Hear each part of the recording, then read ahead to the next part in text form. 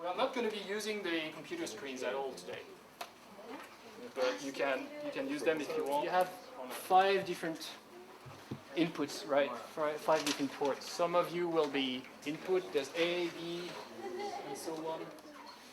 It's a hard drive. It's a separate port from the rest, right? Yeah, O, and then there's S and R. You're going to need the hard drive. I want people to understand where the hard drive, where the memory is. The idea is that we are going to divide this class in parts. In computers, there are parts. So I'm going to identify people to do different parts. So the people in the memory here, you actually have to work out what your data is. Each of you is a little cell of memory. Okay. Don't be scared. Okay. How do you add 1 to FA? Maybe you do. Yeah, you do +1, but you can't. The thing is, you can't do this. You're a control unit. You have no brain. You have a brain, but you shouldn't. Forget about your brain. So I'm going to ask Josh what is the next instruction. What is the first, and then what is the next, and so on.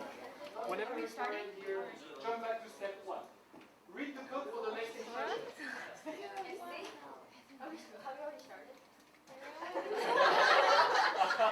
FA plus hexadecimal is what?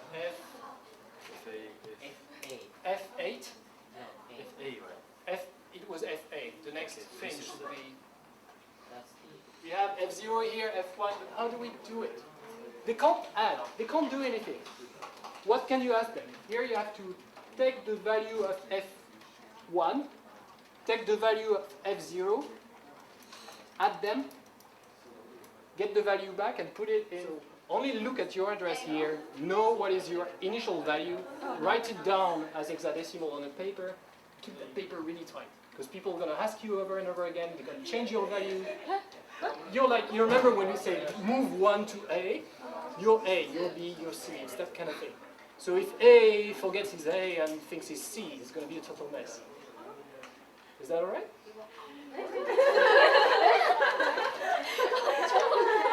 I'm going to double check what's going on. Okay.